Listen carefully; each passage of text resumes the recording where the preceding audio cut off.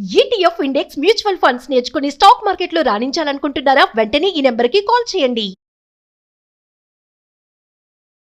నమస్కారం.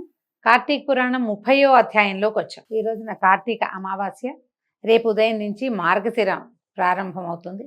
ఈ అమావాస్య నాటి తెల్లవారు అంటే పోలి పాడ్యమి అంటాం కదా, అమావాస్య వెళ్ళగానే ఈ పోలి పాడ్యమి నాడు చేయవలసినటువంటి జ్వాలా తోరణము, తర్వాత నీళ్ళలో దీపాలు విడిచిపెట్టడము లాంటి క్రియలు చేసుకోవచ్చు. ఈరోజు చెప్తే రేపటికి ఏర్పరచుకుంటారని ఈ పూటే చెప్తున్నాను. కార్తీక మాసం తాలూకు ఫలశ్రుతే ఇప్పుడు చెప్పబడుతుంది. ఋషులు ఎక్కడ ఈ సౌనకాది ఋషులంతా అడిగారు కదా సూత మహామునిని, వాళ్ళు చెప్తున్నారనమాట. ఓ సూత మహర్షి, మాకు మహాపుణ్యవంతమైన హరి మహాత్మ్యాన్ని చెప్పావు, ఇంకా కార్తీక మహాత్మ్యాన్ని కూడా వినగోరుతున్నాము. అంటే అత్రి మహాముని, అగస్త్య మహాముని వాళ్ళిద్దరి సంవాదంలో హరిభక్తి, హరిని తలుచుకున్నవాడు ఏ రకంగా తరిస్తాడో పురంజయోపాఖ్యానము, అంబరీషోపాఖ్యానము ప్రముఖంగా కథలుగా చెప్పబడ్డాయి. ఇప్పుడు ఆయన ఇది నువ్వు హరిభక్తిని గురించి చెప్పావు, కార్తీక మాసం వల్ల వచ్చే ప్రయోజనాన్ని కూడా మళ్ళీ ఇంకొకసారి చెప్పమని అడుగుతున్నారు. కలియుగమందు కలుషమానసులై రాగాదులకు లోబడి సంసార సముద్రమందు మునిగి ఉన్నటువంటి వారికి అనాయాసంగా పుణ్యం లభింపజేసేది ఏమిటి? ధర్మములలో పెద్ద ధర్మం ఏమిటి? దేనివల్ల మోక్షం సిద్ధిస్తుంది? దేవతల లోపల ఎక్కువ, అందరి దేవతల్లోనూ గొప్ప దైవం ఎవరు? ఏ కర్మ చేత మోహం నశిస్తుంది? కలియుగ మానవులు మందమతులు, జడులు, మృత్యుపీడితులు అవుతారు కదా, వారికి అనాయాసంగా మోక్షం దొరికే మార్గం ఏమిటి అని అడిగారు. ఇంకా ఇతరమైన హరిగాథలు కూడా చెప్పమంటే అప్పుడు ఈయన ఏమన్నాడంటే, మునీశ్వర్లారా, మీరు అడిగిన ప్రశ్న చాలా బాగుంది. మంగళకరమైన హరికీర్తన కూడా స్మృతికి వచ్చింది కాబట్టి సర్వ సుఖకరమైన దానిని చెప్తాను వినండి అన్నాడు. మీరు అల్పబుద్ధులైన జనులకు మోక్షోపాయాన్ని చెప్పమని కోరారు. ఈ ప్రశ్న లోకోపకారం కొరకు అయినది అవటం వల్ల నాకు చాలా ఆనందదాయకంగా ఉంది. అనేక యాగాలు చేసి, అనేక పుణ్యతీర్థాలయందు స్నానాధికాలు ఆచరించి ఏ ఫలాన్ని పొందుతారో ఆ ఫలితము ఇలాంటి మాటల వల్ల లభిస్తుంది.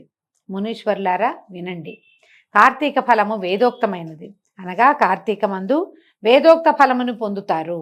ఏ శుభకార్యం చేసినా, ఏ విశేషమైనది చేసినా, ఏ పుణ్యకార్యము ఏవి చేయమని చెప్పబడ్డాయో, స్నానము, దానము, జపము, తపము, ఇవన్నిట్లలో ఏది చేసినా కూడా వేదోక్తమైనటువంటి ఫలితాన్ని పొందుతారు.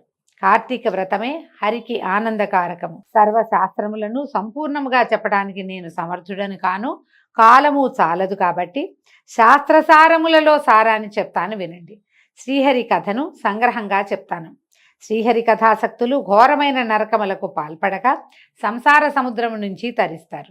కార్తీకమందు హరిని పూజించి స్నానము, దానము, ఆలయములందు రాత్రి దీపాన్ని వెలిగించడము చేసేవాళ్ళు అనేక పాతకాల నుంచి శీఘ్రంగా విముక్తులవుతారు. ఇందులో సందేహం లేదు. సూర్యుడు తులారాశిని పొందింది మొదలు 30 దినాలు కార్తీక వ్రతాన్ని చేయవలెను. ఈ విధముగా చేయువాడు జీవన్ముక్తుడవుతాడు. బ్రాహ్మణులు కానీ, క్షత్రియులు కానీ, వైశ్యులు కానీ, శూద్రులు కానీ, స్త్రీలు కానీ కార్తీక వ్రతాన్ని చేయని ఎడల తమ కులజులతో సహా అంధతామిశ్రలు నరకాన్ని పొందుతారు. ఇది స్త్రీలు అని ప్రత్యేకంగా చెప్తారండి. అంటే సాధారణ రోజువారీ పూజా విధానం ఆ కాలంలో పురుషులదే కానీ వాళ్లే యజ్ఞము అవి చేసుకోవాలి. స్త్రీలకి ఈ పూజలకి కావలసినటువంటి పరిచర్య చేయటం, యజ్ఞానికి కావలసిన పరిచర్య చేయటం, భర్తతో కలిసి హోమాన్ని ఆచరించడమే కానీ వాళ్ళు విడిగా చేసుకోవలసిన దాంట్లో ఇవి లేవు, పెద్దవి లేవు. అప్పుడు వాళ్ళకి స్త్రీలకి కొన్ని పూజలు మాత్రమే చెప్పబడేవి, వ్రతాలు మాత్రమే. అవి కూడా చాలా తక్కువ ఉండేవి. ఇది ముందు యుగాల్లో చెప్పబడింది కదా, తక్కువ. భర్తలు చేస్తేనే భార్యలకు ఆ ఫలితం లభించేలాంటి విధాయకం ఉండేది. అందుకని స్త్రీలు చేయాలంటే ఇప్పుడంతా స్త్రీలే ఎక్కువగా చేస్తున్నారు. పురుషులు ఎవరు పూజల్లో పెద్దగా పాలు పంచుకోరు.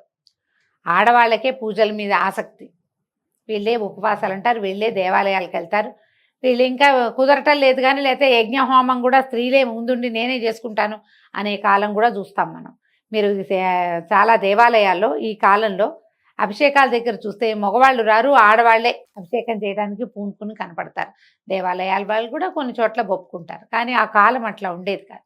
స్త్రీలు ప్రత్యేకంగా చేయాలంటే ఉపవాస విధి చేయాలి, ఈ వ్రతం చేసుకోవాలి అని చెప్పబడింది. అందుకని ఇంటి హరినామ సంకీర్తన చేయటం, దీపాలు పెట్టుకోవటము, ఎవరైనా పురాణం చెప్తుంటే శ్రద్ధగా వినటము, మగవాళ్ళు ఇంట్లో పురుషులో పెద్దవారో ఎవరైనా పూజ చేసుకుంటుంటే వాళ్ళకి ఇళ్ళకి పెట్టి ముగ్గులు వేసి అవన్నీ ఏర్పరిస్తే కూడా పుణ్యమే కాబట్టి ఇలాంటివన్నీ చేయటం. దీంతో పాటుగా కార్తీక పురాణ శ్రవణం చాలా విశేషంగా చెప్పబడింది. అయితే ఇంకేం చెప్తున్నారు, వీళ్ళు ఒకవేళ మనకి చేయవలసిన విధి ఉండి అవకాశం ఉండి కూడా మనం చేయకపోతే వంశంతో పాటు మొత్తం అంతా అంధతామిశ్రం అనేటువంటి ఒక చీకటి లోకాల్లో పడిపోతారట, నరకంలో.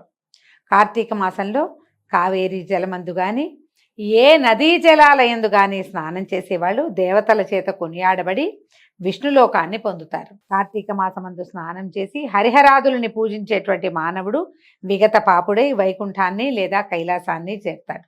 కార్తీక వ్రతం చేయని వారు 1000 జన్మములందు చండాలుడై పుడతారు. మేము చెయ్యట్లేదంటే అంటే అందుకే కార్తీక పురాణంలో చెప్తారు, అన్ని రోజులు కాకపోతే కొన్ని రోజులు చేయి, కొన్ని రోజులు కాకపోతే ఒక్కరోజైనా చేయరా నాయన, నువ్వు తరిస్తావు, ఒక్కరోజు చేసినా సరే విశేషమైన ఫలితం ఇస్తుందనే చెప్పబడుతుంది. కార్తీక మాసము పరమ పుణ్యకరము, సమస్త మాసములందు శ్రేష్టము. కార్తీక వ్రతము హరి ప్రీతిదాయకము, సమస్త పాతకహరము, దుష్టాత్ములకు అలభ్యము. ఇంత దుర్మార్గులకి దొరకదట. ఎవరైతే వ్రతం చేయగలుగుతున్నారో వాళ్ళు పుణ్యాత్ముల కింద లెక్క. తులయందు రవి ఉండగా కార్తీక మాసమందు స్నానము, దానము, జపము, పూజ, హోమము, హరిసేవయు చేయువారు సమస్త దుఃఖముక్తులై మోక్షాన్ని పొందుతారు. కార్తీక మాసమందు దీపదానము, కంచు పాత్రని దానము, దీపారాధన, ధ్యానము, ఫలము, ధనము, గృహదానము అవన్నీ కూడా అత్యంత ఫలప్రదాలుగా ఉంటాయి. ఎవరికైనా పళ్ళు దానం చేసినా ఫలప్రదమే, దీపదానం చేసినా అంతే. గృహదానం ఏదైనా ఒక సంస్థకి కానీ ఒక మఠానికి కానీ ఒక దేవాలయానికి కానీ ఏదైనా గృహమో స్థలమో దానం చేసినా కూడా చాలా విశేషమైన ఫలితం లభిస్తుందట. ధనికుడు కానీ దరిద్రుడు కానీ హరిప్రీతి కొరకు ఈ కార్తీక మాసమందు ఈ కథని విన్న ఎడల అనంతమైన ఫలితాన్ని పొందుతారు. కార్తీక మహాత్మ్యము సర్వపాపములను నశింపజేయును, సర్వ దుఃఖములను తొలగించును, సమస్త విధములైన సుఖములను కలిగించును, అన్ని పుణ్యముల కంటేను అత్యంత అధికమైనది అని చెప్తున్నారు. ఇది చూడండి చెప్తారు. కార్తీక మహాత్మ్యంలోని 30వ అధ్యాయం దీంతో పూర్తయిందండి. ఈ కార్తీక మహాత్మ్యాన్ని విన్నవారు, చదువువారు లేదా చెప్పువారు శ్రీ మహావిష్ణువుకి ప్రియమైన వారై సకల సుఖమును పొంది అటు పిమ్మట మోక్షముని పొందుదురు. దీంతో కార్తీక పురాణం పూర్తయిందండి. రేపు ఉదయం నుంచి మార్గశిర మాస విశేషాలతోటి అవకాశం ఉంటే మళ్ళీ కలుసుకుందాము. నమస్కారం.